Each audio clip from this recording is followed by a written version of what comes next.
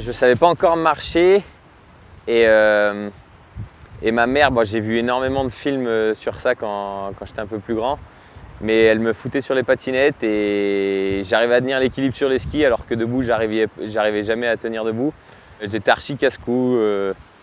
Je pense que je mesurais pas tous les risques. Je me faisais plaisir. J'envoyais tout ce que je pouvais et puis ça passait ou ça cassait. J'ai à peu près fait ça toute mon enfance. Ouais.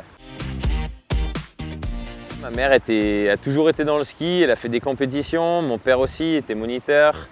Donc ils ont toujours habité à la montagne.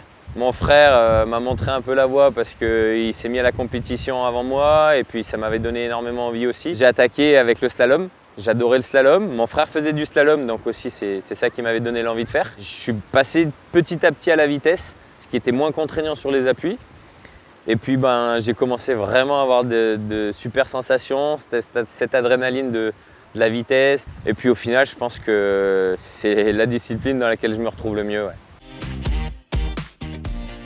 Ouais, je m'en souviens bien, c'était à Chamonix, en France, à la maison. J'avais 21 ans, mon premier départ. Et tout le monde me disait Chamonix, c'est facile, c'est une piste facile. Et dès que j'avais attaqué à reconnaître en haut, il y a 2 énormes bosses, ça m'avait fait quand même bien flipper d'entrée de game. Et au final, j'ai fini dans les filets pour ma première Coupe du Monde. Mais non, c'est des bons souvenirs. En plus, c'était à la maison, donc c'était cool.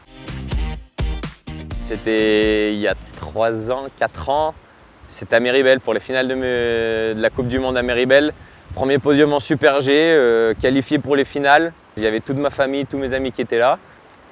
Battu Hirscher qui était 4e, ça m'avait bien marqué aussi. Quand tu passes la ligne d'arrivée, que tu entends crier, que tu allumais du verre, c'est prenant quoi, ça prend jusqu'au fond des tripes, tu as envie d'en refaire tout le temps quoi. C'est dur à faire mais voilà, je vais m'entraîner pour y arriver et pour en refaire encore plein d'autres. Et j'ai toujours rêvé de gagner les Jeux. Depuis que je suis tout gamin, j'ai fait ce rêve. Mon rêve n'est pas encore éteint et je vais continuer à bien bosser pour y arriver.